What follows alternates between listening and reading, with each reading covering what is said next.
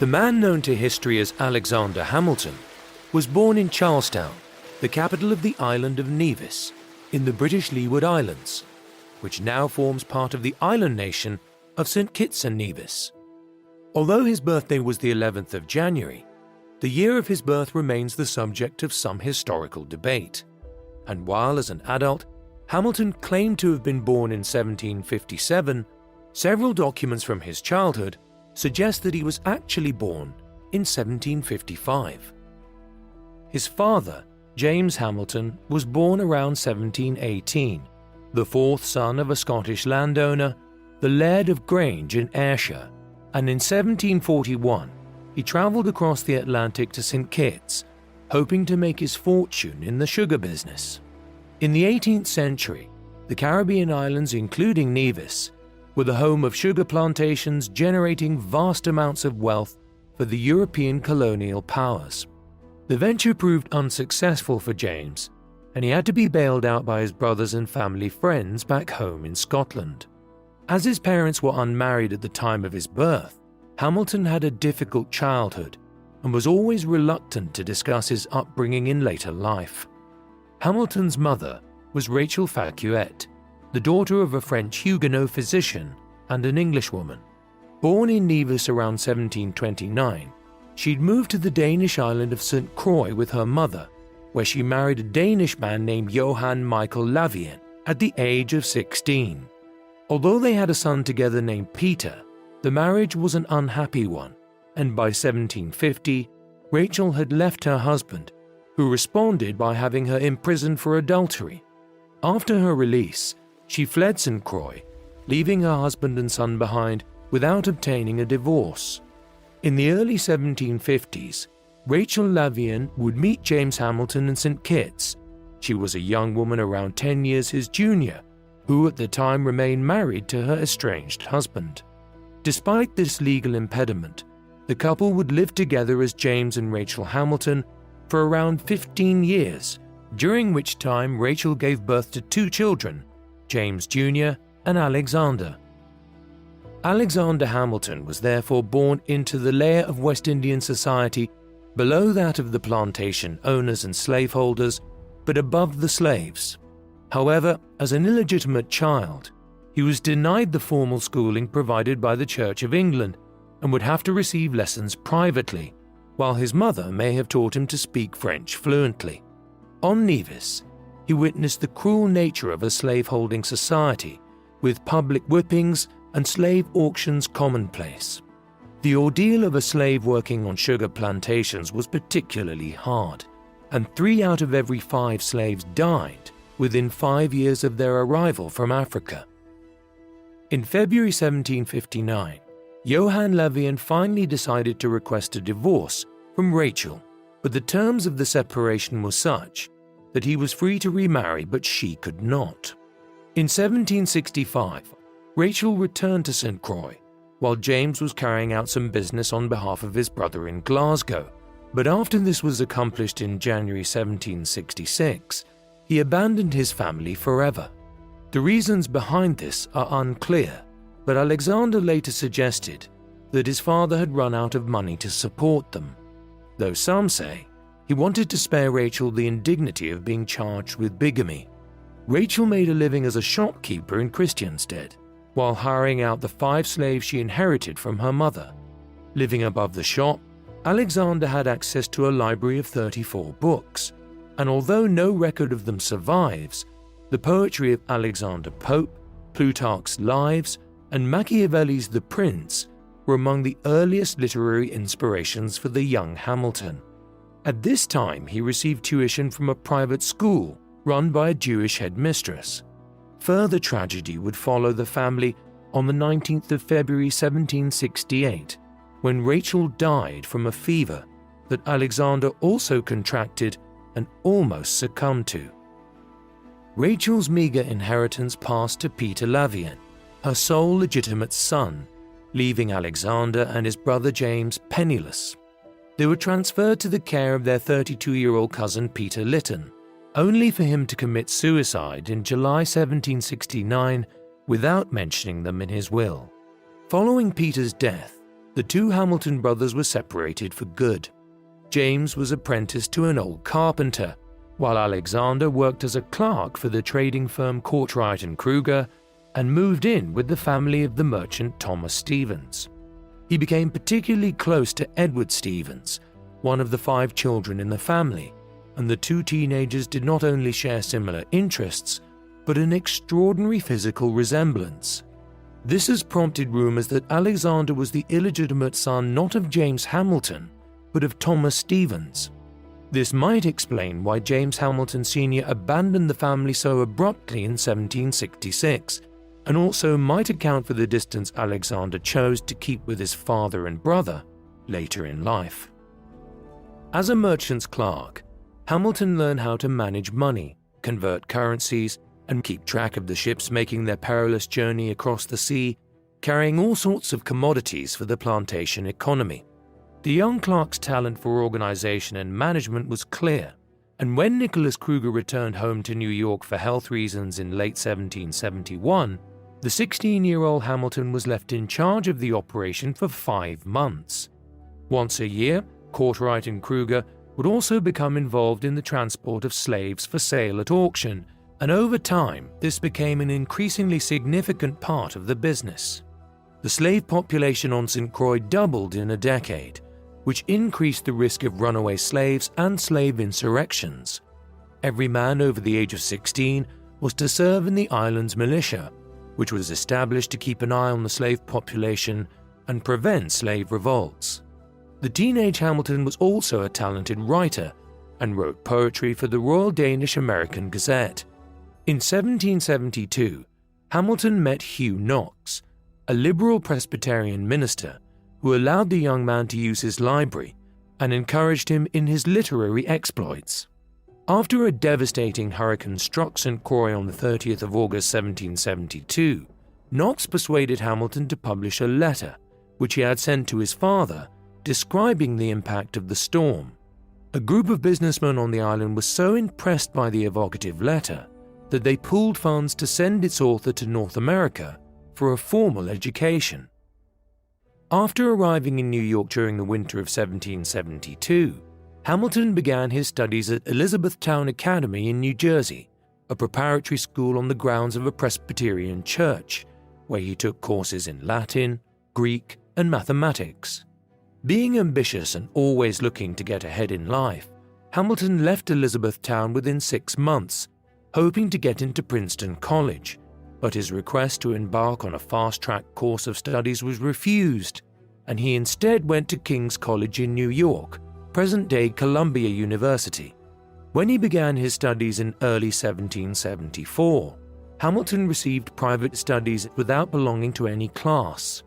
Although he hoped to be a doctor, Hamilton read widely and became as familiar with the writings of classical antiquity as he did with the Enlightenment philosophy of thinkers such as John Locke, David Hume, and Montesquieu. Hamilton arrived in North America during a period when political tensions were gradually increasing between the 13 British colonies in North America and the authorities in London. In 1763, Britain defeated France in the French and Indian War and conquered Canada, and in order to pay for the defense of their North American territories, the British government sought to raise taxes on the colonies. This inspired opposition from the colonists, who demanded political representation in the British Parliament as subjects of the British Empire, dividing American society between the patriots who resisted Parliament's demands and the loyalists who wished to remain on good terms with London. The most notorious piece of taxation was the Stamp Act of 1765, but despite being repealed the following year, Parliament continued to assert the right to tax the colonies. In 1767, the Townshend Acts, named after the British Chancellor of the Exchequer at the time, levied duties on paint, lead, glass, paper, and tea.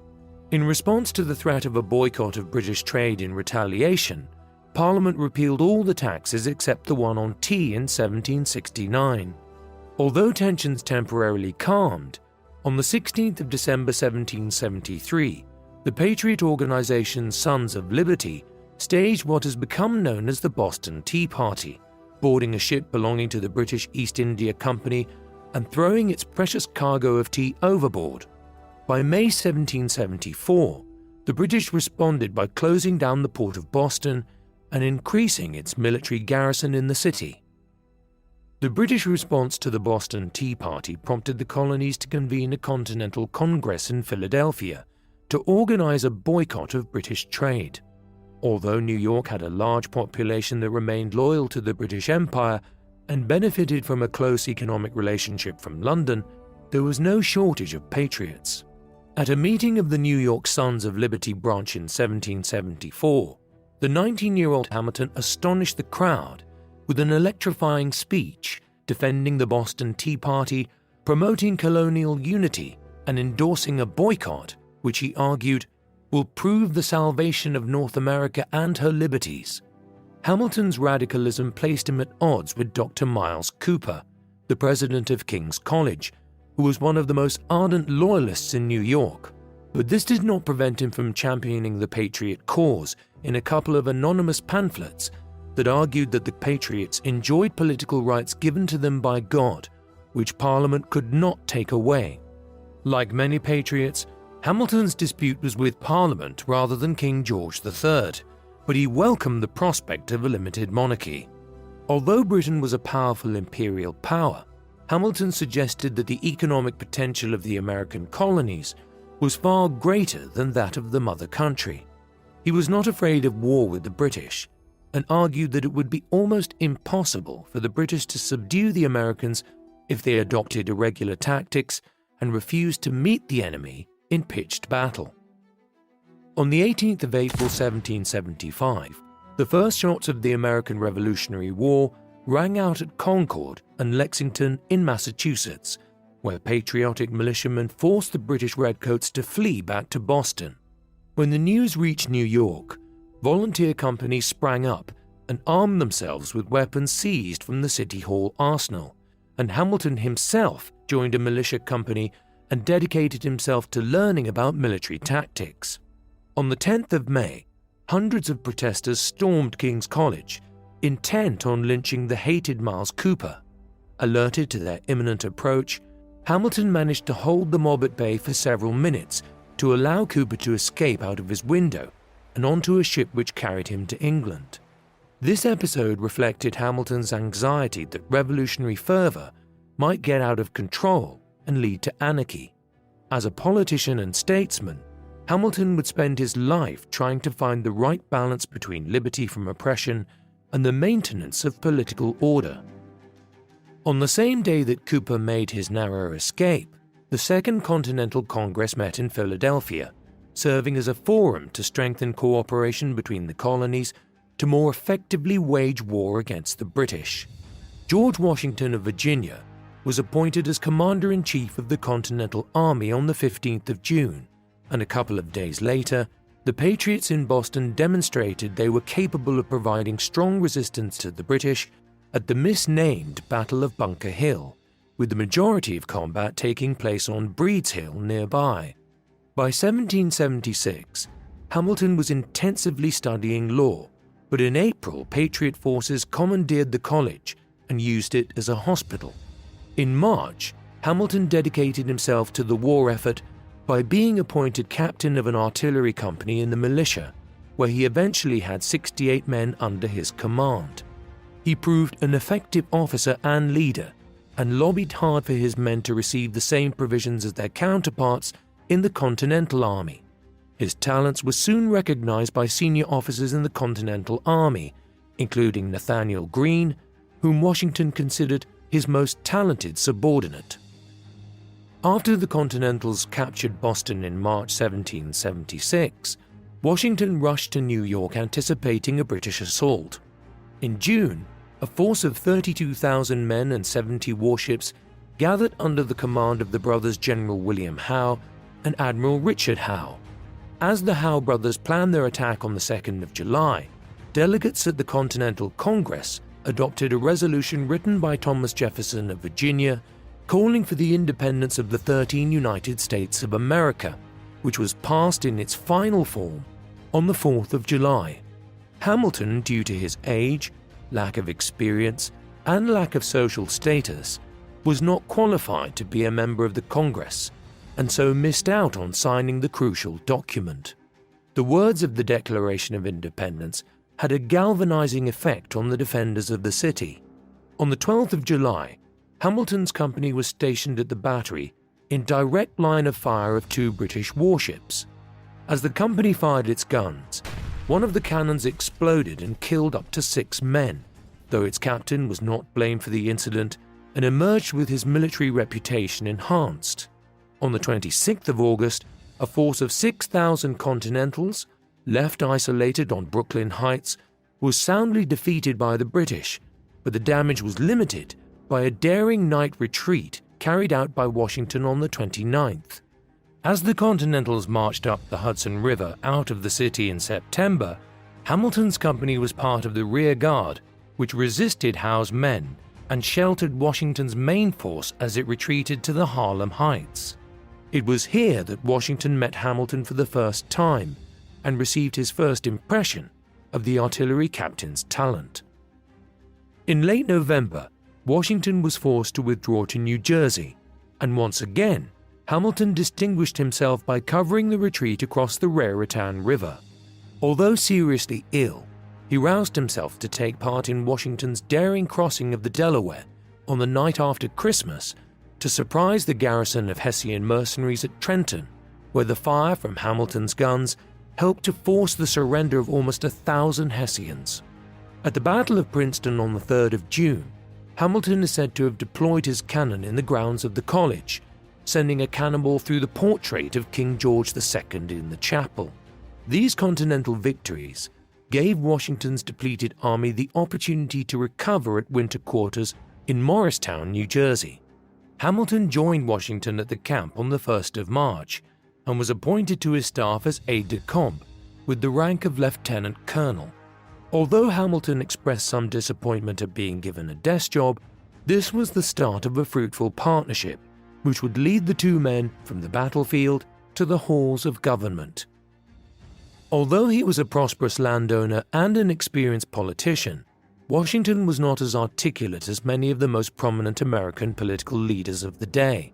As commander-in-chief, he had to deal with a large volume of correspondence with Congress and the individual states, and Hamilton soon applied his organizational skills to managing this workload on Washington's behalf. As de facto chief of staff, he channeled the commander's thoughts into orders and letters and was soon allowed to issue orders with Washington's authority in his own name. The fact that an illegitimate immigrant could achieve such heights at the age of 22 was a reflection of the American meritocracy that Hamilton would forever remain grateful for. As Washington was the closest thing the Patriot cause had to a political leader, Hamilton was also exposed to political debates in Congress. While Washington pleaded for increased supplies for his army, the representatives of the 13 states continued to squabble amongst each other and promote the interests of their own states at the expense of unity. In 1777, Hamilton was joined on Washington's staff by two men who would become his closest companions during the war. John Laurens was a few months older than Hamilton and was the son of Henry Laurens, a wealthy South Carolina politician who became president of the Continental Congress in November 1777. As a teenager, Laurens went to school in Geneva and studied law in England, and after he returned to North America to take part in the Revolutionary struggle, he proved Hamilton's equal in intellect and ambition. In July, they were joined by the Marquis de Lafayette, a 19-year-old French nobleman who joined the American cause motivated by both a genuine commitment to the cause of liberty and a youthful desire for military glory. In late July, Howe's army left New York and headed towards Philadelphia, the Continental capital. Although Hamilton was eager to do battle with the British, Washington was soundly defeated at Brandywine Creek on the 11th of September. While carrying a mission to destroy flour mills on the Schuylkill River, Hamilton's boat came under attack, and he was forced to swim to safety. Anticipating an imminent British attack, he informed Congress, whose members fled the city and reconvened in Lancaster, Pennsylvania. While Howe delayed his attack on the American capital, Hamilton was given the delicate task of requisitioning supplies from the city to bolster Washington's dwindling supplies while preventing them from falling into the hands of the British. By setting his sights on Pennsylvania, Howe had missed the opportunity to cut off the American colonies in two by coordinating operations with General John Burgoyne in the north. In July, Burgoyne had captured Fort Ticonderoga in upstate New York and was marching southwards to link up with Howe. However, Burgoyne was left isolated by Howe's operations against Philadelphia, and on the 7th of October, he and his 5,700 men surrendered to General Horatio Gates at Saratoga. The battle proved a turning point in the war and prompted France to recognize American independence and join a military alliance in February 1778. With the North more secure, Washington dispatched Hamilton to request reinforcements from Gates. After covering 300 miles in 5 days, Hamilton used his diplomatic skills to persuade the hero of the hour to give Washington 2 of the 3 brigades asked of him. Using his own initiative, he also managed to convince General Israel Putnam to send 2 of his brigades to Washington. The mission took a heavy toll on Hamilton's health, and it was only in January 1778 that he rejoined Washington at winter quarters in Valley Forge. At Valley Forge, Hamilton witnessed an army that was poorly armed, poorly fed, and poorly clothed. In early 1778, a Prussian officer named Baron Friedrich von Steuben arrived at Washington's headquarters. The Prussian army was considered the most effective and disciplined in Europe, attributes that Washington's men sorely lacked. Owing to his poor command of English, the Baron usually spoke French and relied on Hamilton and Lawrence as interpreters. Within weeks, Steuben drilled the men to march in formation, load muskets, and fix bayonets, and soon revised the army's drill manual, with Hamilton acting as translator and editor. Upon receiving news that a French fleet was sailing across the Atlantic to join up with the Continental Army, the new British commander Sir Henry Clinton decided to withdraw his 8,000 men from Philadelphia to New York, and Washington chose to pounce on the retreating enemy. After General Charles Lee mishandled the attack at Monmouth Courthouse on the 28th of June, Hamilton watched with admiration as Washington calmly restored order. Hamilton himself halted a retreating infantry brigade and organized a bayonet charge and was badly injured when his horse was shot from underneath him. Hamilton arrested Lee for insubordination and gave damning evidence at his court-martial, which found the general guilty on all counts and suspended him from the army for a year. When a French fleet under Admiral Jean-Baptiste d'Estaing arrived in July 1778, Hamilton once again served as interpreter on behalf of the monolingual Washington. The Frenchmen were impressed by Hamilton's talent and military knowledge, but while Hamilton never understated the French contribution to the patriotic cause, he considered the French army to be full of mediocrities who owed their positions to nobility rather than ability. In addition to the French alliance, Hamilton hoped to bolster the ranks of the Continental Army with soldiers from the black population. In late 1778, the British landed an army in the south, where the population was generally more sympathetic to the Loyalist cause. John Lawrence resigned from Washington's staff in order to defend his native South Carolina, and Hamilton wrote a letter to Congress supporting Lawrence's plans to raise up to 3,000 black soldiers, arguing that they were just as brave and willing to fight as white men, especially if they were offered their freedom. Congress was unable to override the objections of the South Carolina planters, and instead it was General Clinton who promised to free runaway slaves who joined the British in June 1779. At the end of 1779, Washington took up winter quarters in Morristown, where the army had stayed 3 years earlier. Despite poor weather and low supplies, Hamilton found comfort in an active social life, courting several pretty ladies as he went. On the 2nd of February 1780, Elizabeth Schuyler, the daughter of General Philip Schuyler, arrived in Morristown to join some relatives. Although it was not the first time the two met, Hamilton was infatuated, and by the end of March the pair had agreed to marry. Not only was Eliza a strong-willed and compassionate woman who provided stability to her husband's turbulent life, but her family was one of the wealthiest in the state of New York. Hamilton delighted in the company of Eliza's 4 sisters, in particular Angelica, whose vivacious nature appealed to Hamilton's gallantry. Far from feeling threatened, Eliza was delighted that her sister was equally fond of her husband. While he was courting Eliza, Hamilton was also turning his mind to the economic crisis facing the United States. He argued that while a shortage of goods had contributed to inflation and the corresponding decline in the value of the continental dollar, it was exacerbated several times by a lack of confidence in paper money.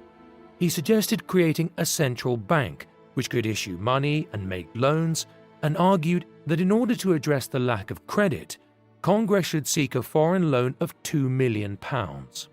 Later that year, Hamilton was under consideration to join Benjamin Franklin in Paris to negotiate such a loan from France, but eventually the appointment fell to his friend Lawrence. On the military front, the Continentals were faring no better in South Carolina, as a British army under General Cornwallis captured the American garrison at Charleston and soundly defeated General Gates at the Battle of Camden in August. In response to these setbacks, Hamilton wrote about the need for a greater centralization of power. Although Congress had adopted the Articles of Confederation, which would eventually come into effect in March 1781, Hamilton believed that these measures did not give the central government enough authority to carry out the war effectively. Matters were generally decided by unwieldy committees, rather than dedicated ministers for war, foreign affairs, finance, and the navy. During the summer of 1780, Hamilton was extensively involved in planning joint operations with the Comte de Rochambeau, whose army of some 5,000 Frenchmen had landed in Newport, Rhode Island in July. In September, while returning from a meeting with Rochambeau in the company of Washington and Lafayette, Hamilton was a witness to the treachery of Benedict Arnold, a talented general of the Continental Army who felt that his exploits were not duly rewarded by Washington and promised to surrender the fort of West Point to the British. In November, he was granted leave to visit the Schuylers in Albany, and on the 14th of December 1780, Alexander Hamilton and Elizabeth Schuyler were married at the Schuyler Mansion. After almost 4 years serving on Washington's staff, Hamilton longed for a field command, but was repeatedly refused. For the commander-in-chief, Hamilton was too valuable an asset to lose, but now that he was connected to the Schuylers, he was no longer solely dependent on Washington's patronage. After informing Washington of his intention to leave his staff in February, Hamilton carried out his final duties as a staff officer in March 1781. This did not prevent him from pestering Washington for his desired field command, which was finally granted in July after Hamilton threatened to resign from the army. While Hamilton took command of a New York Light Infantry battalion, the Schuyler House in Albany was raided by the British on the 7th of August, seeking to kidnap prominent Americans, but the pregnant Eliza and the rest of her family managed to escape unharmed. Although Washington had planned on laying siege to New York City, news that the French fleet under Admiral de Grasse was headed for Chesapeake Bay prompted the American commander to lead his men to meet with de Grasse and jointly lay siege to General Charles Cornwallis, who was trapped in Yorktown in Virginia and surrounded by water on 3 sides, with a Continental Army under Lafayette sealing off the fort on land. After being reunited with Lafayette and Lawrence in late September, Hamilton prepared to play his part at the Siege of Yorktown. Cornwallis had built 10 redoubts around the town to bolster his defenses, and Hamilton saw that the 2 outlying redoubts closest to the besieging forces would have to be taken. The Allied siege lines could not be completed without taking these 2 positions, and on the 14th of October, Washington decided to storm the redoubts with bayonet charges. In a gesture to the Franco-American alliance, he decided that the French and the Continentals should each take one of the redoubts. After some argument, Hamilton was given command of the column of Continentals, who charged ferociously and took the position within 10 minutes. After losing both redoubts, Cornwallis realized that further resistance was futile and surrendered on the 17th of October, 1781. Hamilton hurried to Albany to join Eliza, who in January 1782 gave birth to a son named Philip, the first of 8 children the couple would have. Hamilton resigned from the army in March as the war was all but over, apart from minor skirmishes in the south, one of which would claim the life of John Laurens in August, leaving Hamilton devastated. Upon his return to New York, Hamilton resumed his legal studies and passed the bar exam within 6 months. In November 1782, he went to Philadelphia to take up his seat as a member of the Confederation Congress representing New York. He continued to believe in a powerful central government with a standing army and navy for the United States, as well as giving Congress greater powers over taxation. He found a willing ally in the form of James Madison, a 31-year-old congressman from Virginia, and supported Madison's proposal for a 5% federal duty on imports, thus giving Congress the power of taxation. The poor government finances were of a particular concern for Hamilton, knowing that many veterans of the Revolution were still waiting for their pay. On the 20th of June 1783, a mob of mutinous soldiers surrounded the Pennsylvania State House where Congress was meeting. Despite Hamilton's best efforts on behalf of Congress to force the state government to call up the militia, Congress withdrew to Princeton and eventually found a more permanent home in New York in 1785. The incident further reinforced Hamilton's belief that the central government was not powerful enough, and he called for a convention to revise the Articles of Confederation. Many political leaders held the opposite view, and after the United States and Great Britain ratified the Treaty of Paris on the 3rd of September 1783 to end the war, Thomas Jefferson suggested that Congress should be disbanded.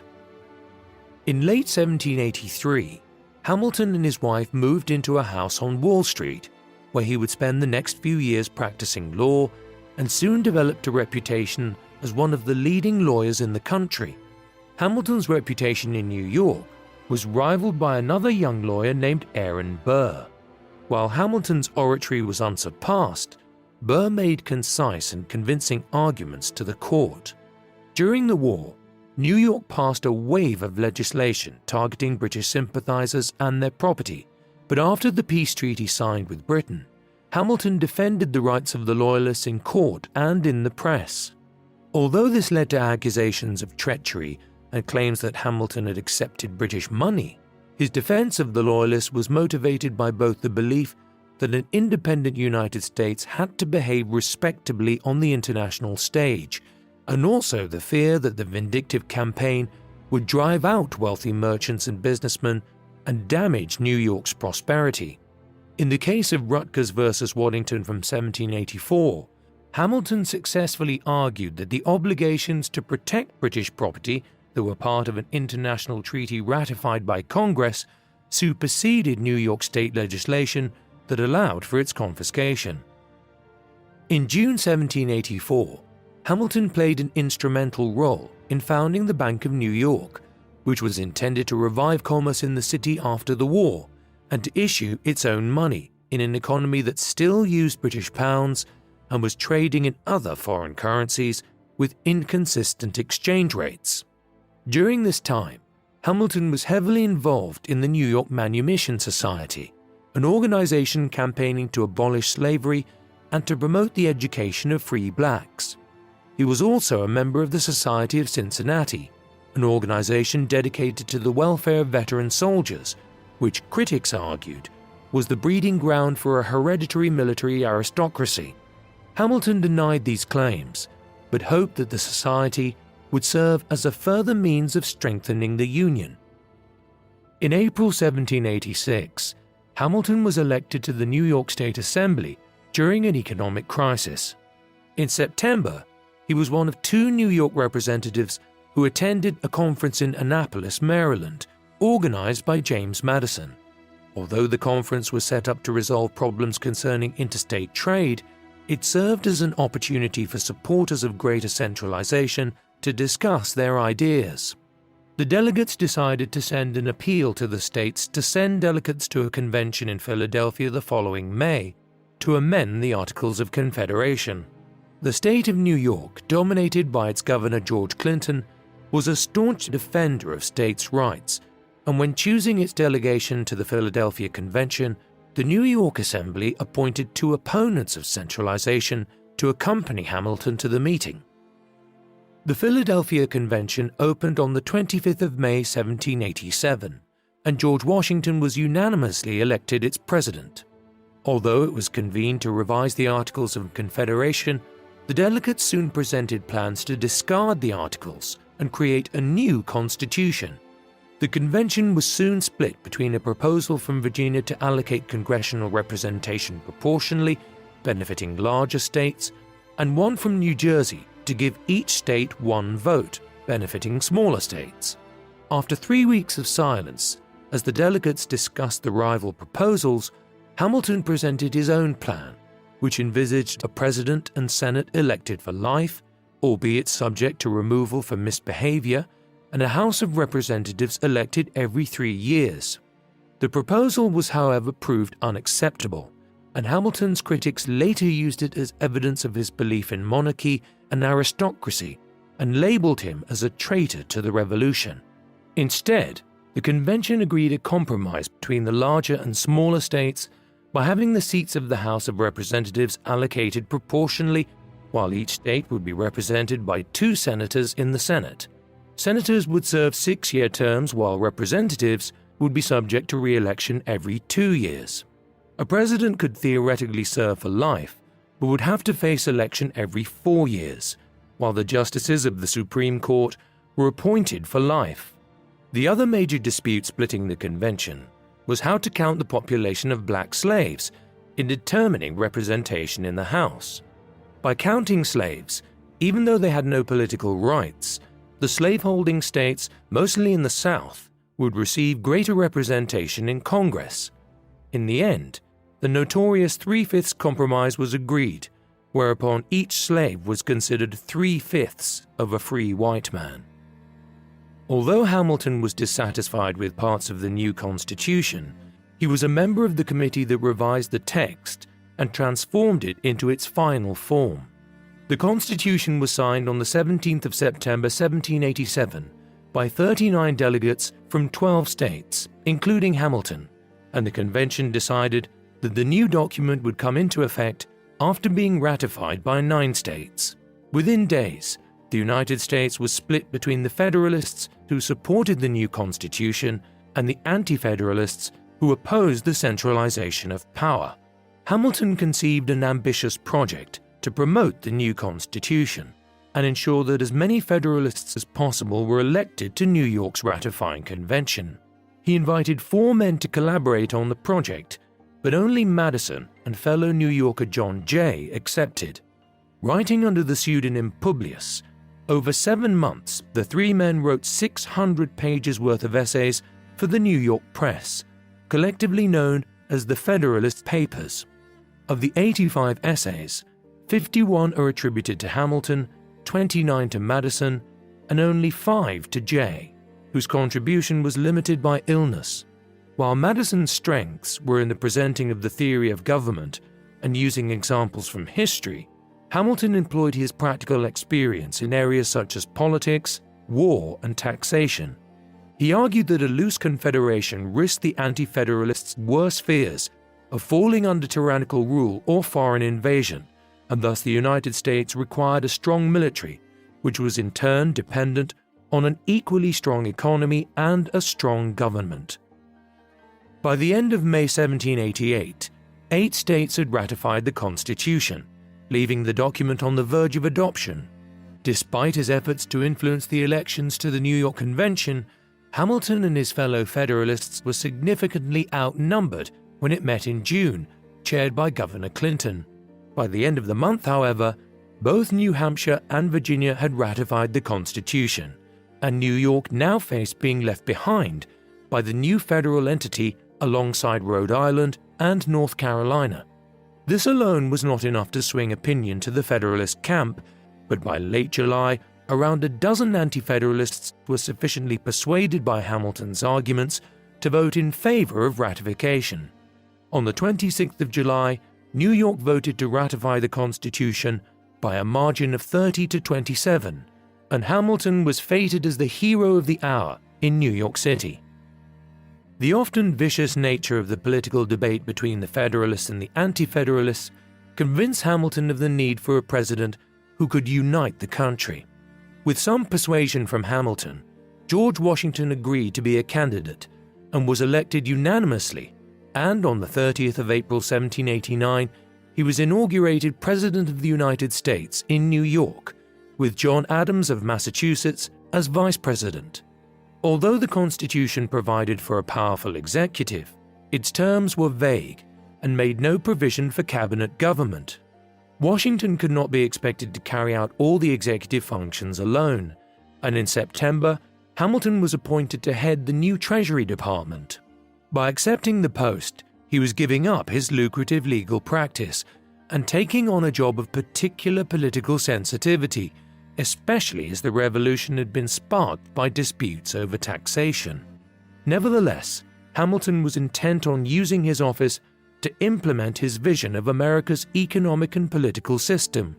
Hamilton served in Washington's cabinet alongside Secretary of State Thomas Jefferson, Secretary of War Henry Knox, and Attorney General Edmund Randolph. As Washington shared Hamilton's desire to strengthen the bonds between the 13 states into a single American nation, but also wanted to appear as a unifying figure above the political fray, Hamilton became an unofficial prime minister under the first president. Upon taking on the role of the Secretary of the Treasury, Hamilton had to carry out mundane but urgent tasks, such as setting up accounting systems and creating a customs service to collect the import duties that generated most of government revenue. His most important task, however, was to come up with a solution to America's public debt of $79 million. In his report on public credit presented to Congress in January 1790, Hamilton argued that the United States must demonstrate its trustworthiness in debt markets by repaying the debt owed to domestic and foreign creditors. During the war, Congress had issued bonds to veterans in lieu of pay, and many sold their holdings at steep discounts to speculators due to the lack of faith in Congress's ability to repay them. With Hamilton's promise to pay the debt, the speculators would be handsomely rewarded while the veterans would lose out. Hamilton nevertheless decided that the government securities belonged to the buyers rather than the original owners, on the principle that the government should not interfere in private property. He also proposed having the federal government assume state debt, which would transfer bondholders' loyalty to the federal rather than state governments. Since this system of economic management was clearly inspired by the British and envisaged the further expansion of federal power, it had many opponents. James Madison, who was at the time representing Virginia in the House, rejected the debt plan on the grounds that the original holders of the debt deserved to be paid and had been forced to sell by desperation.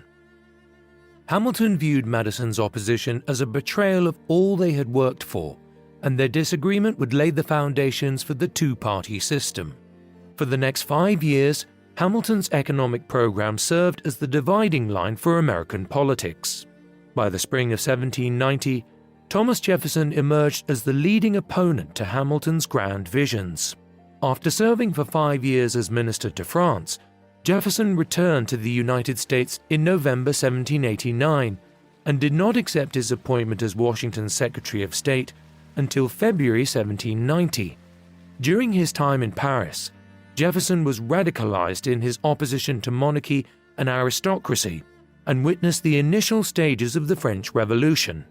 When he arrived in New York to join Washington's administration, he was shocked at the implications of Hamilton's economic program and joined Madison in opposing it, claiming that it would aggrandize capitalist speculators at the expense of honest patriots. Thus, Jefferson and Madison presented themselves as defenders of the common man in opposition to the so-called Northern aristocracy, despite the fact that they depended on the support of slaveholding states in the South. While Hamilton's proposal for the public debt was comfortably passed by Congress, Jefferson and Madison joined forces against Hamilton's plans to assume state debts, which was defeated in the House by a margin of 2 votes. In order to salvage his economic plan, Hamilton sought a compromise in the other major issue dividing North and South, namely the location of the capital city. While Hamilton hoped that the capital would remain in New York, at least on a temporary basis, there were also proposals to relocate to Philadelphia, while Washington, Jefferson, and Madison favored a location on the Potomac River near their native Virginia. During a dinner at Jefferson's house on the 20th of June, Hamilton agreed to support a capital on the Potomac in return for an undertaking from Madison to allow the passage of the Assumption Bill in the House. Hamilton's part in brokering the deal angered many of his fellow New Yorkers, but the Assumption Bill was passed in July and kept Hamilton's economic program on track. As part of the compromise, in late 1790, the government moved to Philadelphia for 10 years, while the new capital was being built.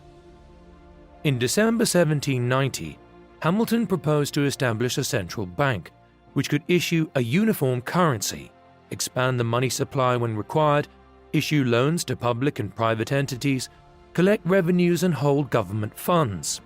Hamilton argued that a central bank would stimulate commerce by issuing loans, but the Jeffersonians were skeptical and viewed them as institutions which benefited northern merchants at the expense of southern farmers. In the House, Madison argued that the proposal was unconstitutional because the Constitution did not have a provision for setting up a central bank, reversing his liberal interpretation in the Federalist Papers. After the House passed the bill, Madison asked Washington to veto the bank, prompting the president to consult his cabinet. After Jefferson and Randolph raised their objections, Hamilton presented to Washington a steadfast defense of his interpretation of the Constitution, arguing that the bank was constitutional, as Congress had the power to pass legislation deemed necessary and proper to carry out its duties, and any other interpretation would paralyze the operations of the federal government.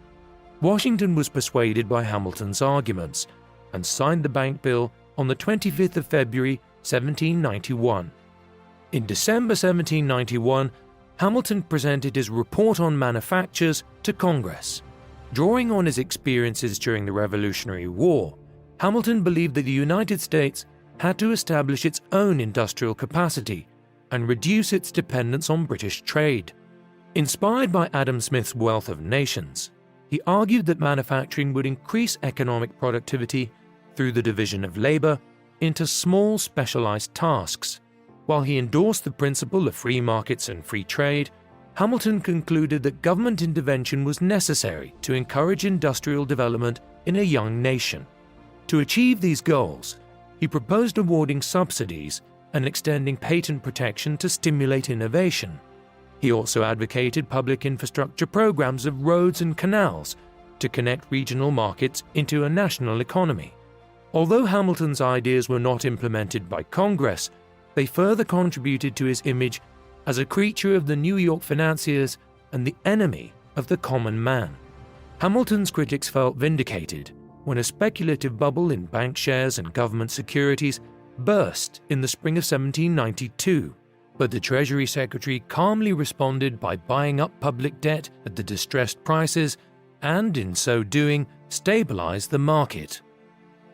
Although the Founding Fathers of the United States considered political parties destructive and polarizing, by 1792 American political opinion was effectively divided into 2 parties with rival agendas.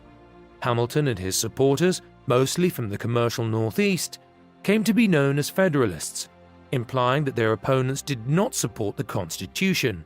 Jefferson and Madison's followers, who were mostly farmers in the South, called themselves Republicans, implying that their opponents were not true Republicans.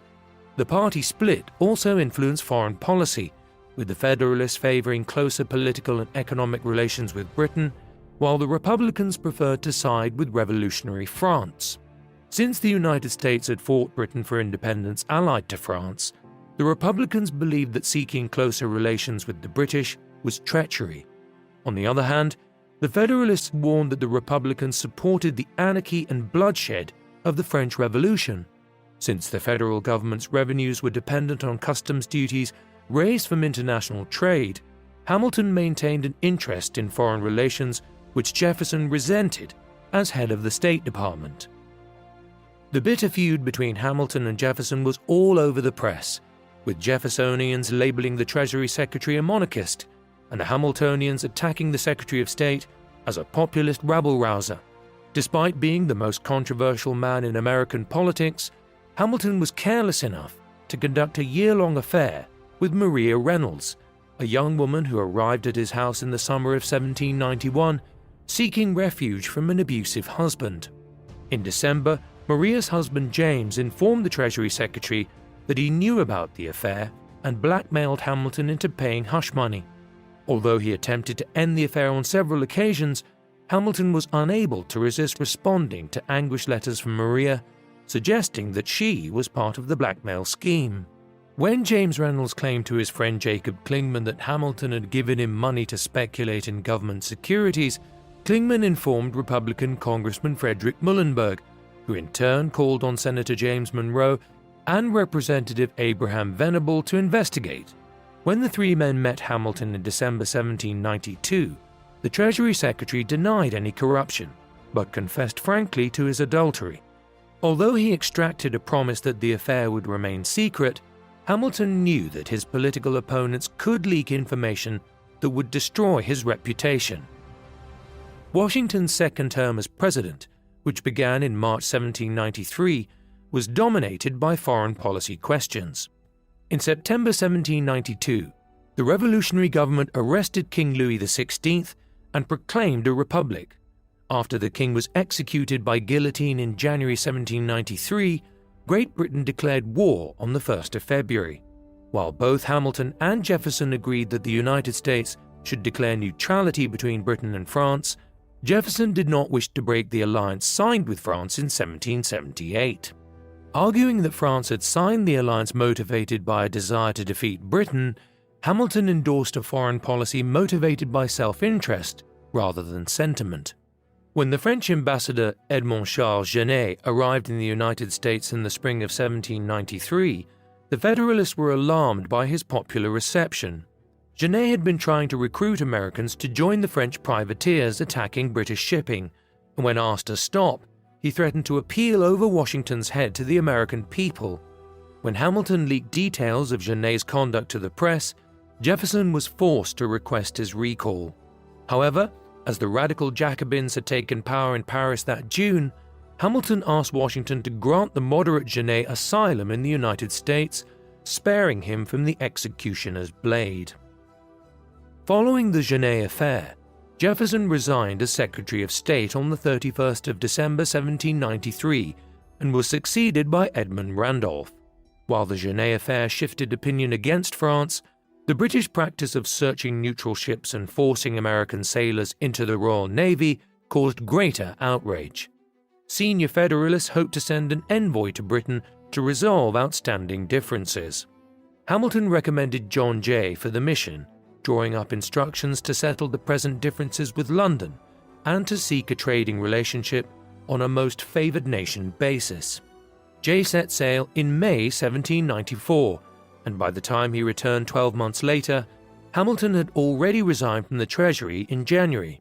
While the Jay Treaty secured minor concessions from the British, Republicans were outraged by the fact that nothing was done about the seizure of American ships, and while Jay had agreed to grant most favoured nation status to British imports, the British refused to do so in return.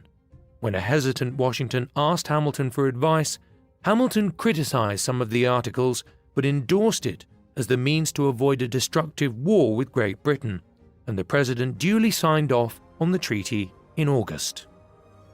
Although Hamilton spent most of his time working as a lawyer for high-profile clients in New York, he continued to influence national politics when asked for advice by Washington and members of his cabinet. In 1796, Washington decided he would not stand for a third term and asked Hamilton to draft a farewell address, which would establish a convention for presidents to relinquish the office after 2 terms. Published on the 19th of September, the text serves simultaneously as a timeless assertion of American unity and independence, as well as an attack on the Republican position on the key issues of the day. Despite his key role in Washington's government, Hamilton decided not to stand as a candidate in the subsequent election, perhaps acknowledging he was too divisive, or that perhaps the Reynolds affair might become public. While Vice President John Adams was the leading Federalist candidate for the presidency, Hamilton was worried the opinionated Adams was too unpopular in the South and tacitly supported the candidacy of Thomas Pinckney of South Carolina instead. Adams subsequently won the election from Jefferson by 71 to 68 electoral votes and blamed Hamilton for the narrowness of his victory. Thus, after being the right-hand man for the first president, Hamilton had become completely alienated from the second. The animosity between Hamilton and Adams split the Federalists and strengthened the Republicans, whose leader, Thomas Jefferson, was now vice president. Meanwhile, Hamilton's personal standing was further affected when information about the Reynolds affair finally became public in June 1797. Once again, Hamilton faced claims that his payments to James Reynolds were to facilitate speculation rather than the result of blackmail. In response, he wrote a lengthy pamphlet which admitted the affair with Maria Reynolds in painstaking detail in order to refute the claims of corruption. The pamphlet embarrassed the Federalists and delighted the Republicans, making the former Treasury Secretary the subject of considerable ridicule, but Hamilton's political stature remained largely intact. While the Jay Treaty averted a war with Britain, in 1798 war with France seemed imminent. President Adams sent a three-man delegation to negotiate with France, but Foreign Minister Charles-Maurice Talleyrand sent three minor officials who implied that Talleyrand would not meet them unless given a bribe. When the details reached the United States, the country prepared for war, prompting disagreements between Hamilton and Adams about the need for a standing army. Hamilton was also hoping that he would take command of the army in the imminent war, and when Adams asked Washington to serve as commander-in-chief, the old general agreed on the condition that Hamilton was his second-in-command with the rank of Major General. Although Adams was prepared to concede the rank, he favored Henry Knox, the former Secretary of War and Chief of Artillery during the Revolutionary War, as second-in-command on the basis of seniority, but was eventually forced to back down. Since the 67-year-old Washington was not inclined to take up his duties as commander until war broke out, Hamilton took charge of organizing, equipping, and training the army, and as part of these efforts, introduced a bill establishing a military academy at West Point in New York.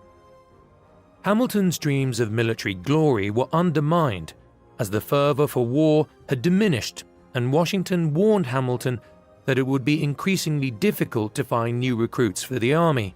In February 1799, Adams decided to send another delegation to come to an agreement with France, a decision which isolated him from Hamilton and the Federalists. A lengthy meeting between Hamilton and Adams in October to discuss the issue ended the relationship between the two men, while the death of Washington on the 14th of December 1799 removed the one man who kept the Federalists united. In November 1799, General Napoleon Bonaparte took power in Paris and declared an end to the French Revolution, weakening Hamilton's warnings about the Jacobin threat. In May 1800, Adams authorized the disbanding of the army, and in July, Hamilton disbanded his headquarters in New York and resigned his military command. Bonaparte was keen to come to an amicable agreement with the United States, and in October 1800, a treaty was signed, avoiding outright war and vindicating Adams' peace initiative. The presidential election of 1800 was set to be a rematch between Adams and Jefferson. Since Adams had defeated Jefferson by 3 votes in the previous election, every vote counted, and attention was drawn to the elections to the New York City legislature in late April, which in turn could determine the fate of New York's electoral votes. New York City was a Federalist stronghold, and Hamilton hoped to keep it that way, while his rival Aaron Burr campaigned to swing the city to the Republicans, hoping that his efforts could make him Jefferson's vice presidential candidate for the national election. Over the years, Hamilton and Burr had many reasons to dislike each other. In the 1790 Senate elections, Burr had defeated Hamilton's father-in-law Philip Schuyler, only for Schuyler to win back his seat in 1796. In 1799, Burr enlisted Hamilton's help in establishing the Manhattan Company, which promised to provide safe drinking water to the city, but added a loophole to enable the company to function as a bank to compete with Hamilton's Bank of New York. By naming political giants and war heroes such as George Clinton and Horatio Gates to his ticket, Burr ensured a clean sweep for the Republicans, which ensured that New York's 12 electoral votes would move from Adams to Jefferson, and the grateful Republicans duly nominated Burr as their vice presidential candidate. Alarmed by the news from New York, in May 1800, Adams dismissed his Secretary of War, James McHenry, and his Secretary of State, Timothy Pickering, both of whom he inherited from Washington's last cabinet and who were close Hamilton supporters. In response, Hamilton sought to persuade Northern Federalists to ditch Adams in favor of Charles Cotesworth Pinckney, the Federalist vice presidential candidate and brother of Thomas Pinckney. In a pamphlet published in October, Hamilton attacked Adams' policies and his character, presenting him as a vengeful man prone to bad temper and mental instability, only to conclude unconvincingly by endorsing both Adams and Pinckney. Like the Reynolds pamphlet, Hamilton's attack on Adams on the eve of a presidential election reflected his poor political judgment when matters of personal honor were at stake.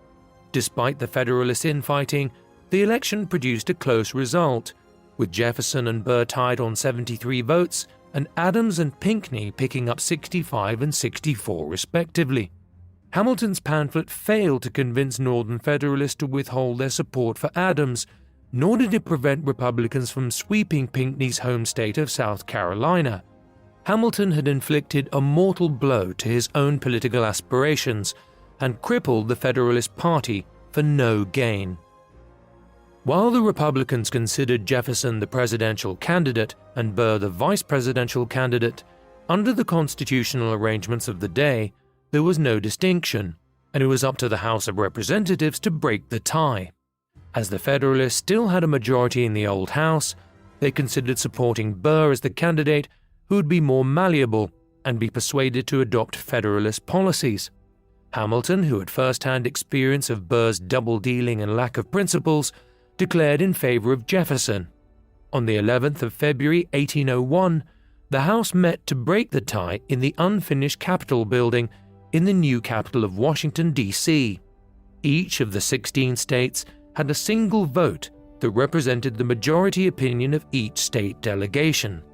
For 35 ballots in a row, Burr won 6 states and Jefferson 8, one short of the required majority. In letters to Federalist congressmen, Hamilton argued that Jefferson would be acceptable as president if he maintained the public debt, the Navy, and the Jay Treaty. Although he later denied it, Jefferson appears to have agreed to an informal deal, and when the 36th ballot was cast on the 17th of February, he prevailed with the support of 10 states after several Federalist congressmen withdrew their support from Burr. Thomas Jefferson was sworn in as the third President of the United States on the 4th of March 1801. As Hamilton predicted, although Jefferson had criticized the extent of federal power while in opposition, he was less critical once he was president and had such power at his disposal. When Jefferson asked his Treasury Secretary Albert Gallatin to uncover evidence of corruption in Hamilton's Treasury operations, Gallatin reported back stating that Hamilton's system operated perfectly and did not need to be changed. While he dedicated more time to his family and presided over the construction of a country house north of Manhattan which he called the Grange, Hamilton sought to restore the Federalist position in New York by supporting the candidacy of his brother-in-law Stephen Van Rensselaer against the veteran George Clinton for governor in 1801, but failed to prevent Clinton from winning a 7th term. In order to regain their influence in the national debate, Hamilton and his Federalist allies founded a new paper, the New York Evening Post, which would serve as the vehicle for his attacks against Jefferson's government. Within days of the paper's launch, it carried news of a fatal duel on the 23rd of November 1802, which claimed the life of Philip Hamilton, Alexander's eldest son. The death of his son and the political success of the Jeffersonians plunged Hamilton into deep depression, reawakening an interest in religion, which had subsided since the outbreak of the Revolutionary War. He spent most of his time at the Grange, but continued to run his legal practice, where he defended Federalist journalists from Jefferson's attempts to shut their papers down. Jefferson reached the height of his popularity in April 1803 with the Louisiana Purchase, which doubled the size of the United States overnight. Hamilton noted the irony of the Republican president adopting a liberal interpretation of the Constitution by claiming that congressional approval was sufficient to make the land purchase. Although Hamilton had envisaged America's continental future and supported the Louisiana Purchase, many Federalists now argued that Jefferson was acting unconstitutionally, motivated by the fear that the new territory was more reminiscent of the slaveholding agrarian South and that the northern commercial interests would be reduced to a permanent minority. After his attempt to snatch the presidency from Jefferson in 1801, Aaron Burr was excluded from the president's circle and knew that he would not remain on the Republican ticket for the 1804 election. After George Clinton stepped down as governor of New York and later became Jefferson's running mate, Burr decided to run for governor by appealing to Federalists and disaffected Republicans. The Federalist organization in New York was by now so weak that the party could not find a candidate. Although Hamilton decided to support New York Chief Justice Morgan Lewis, the official Republican candidate, most of the Federalists backed Burr. In a bitter election campaign, the Republican press echoed Hamilton's view of Burr as a man with no principles, while anonymous letters appeared offering details of Burr's sexual liaisons. When Burr was soundly defeated in the April 1804 election, he blamed Hamilton, who had already denied him the presidency 3 years before. On the 18th of June, Burr challenged Hamilton to a duel over insulting remarks he had allegedly made about Burr at a dinner 3 months earlier. Although he was opposed to dueling, Hamilton was not a man to shy away when his honor was at stake, and despite attempts by the seconds to avert the showdown and enable both men to back down with honor, on the 27th it was agreed that the two men would fight a pistol duel 2 weeks later. At 7 o'clock in the morning of the 11th of July 1804, Alexander Hamilton and Vice President Aaron Burr faced each other on the dueling ground.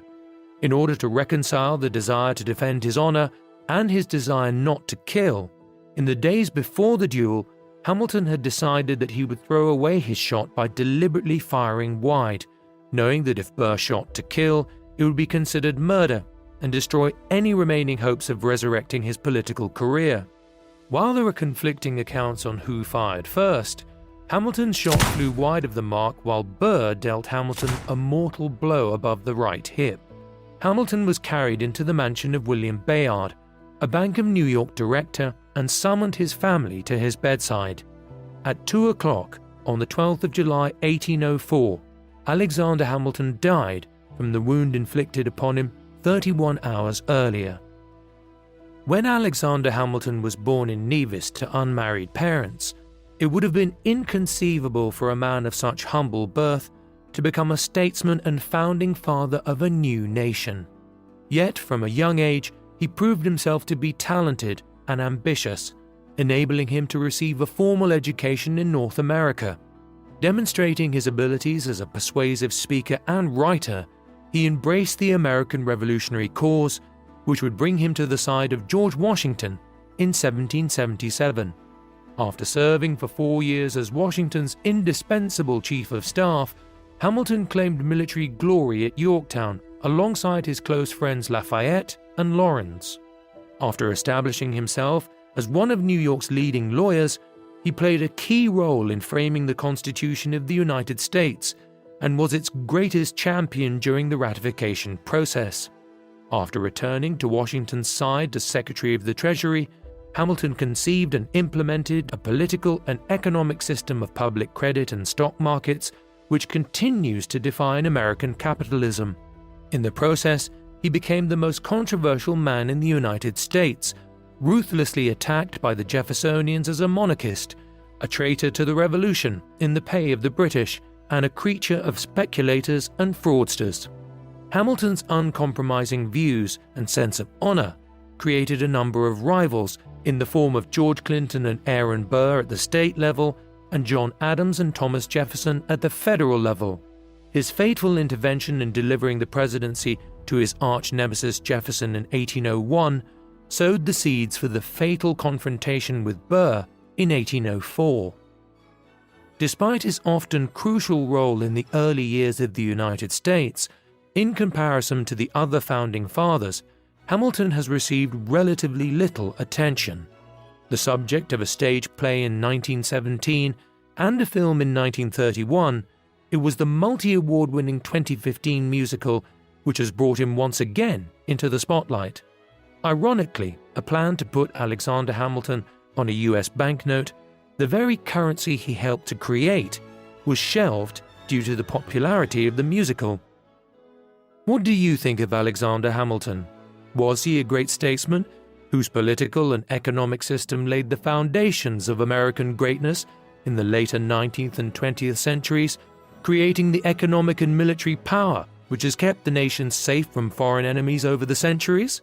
Or did he betray the ideals of the American Revolution by levying taxes and championing closer trade relations with the British Empire? Please let us know in the comment section. And in the meantime, thank you very much for watching.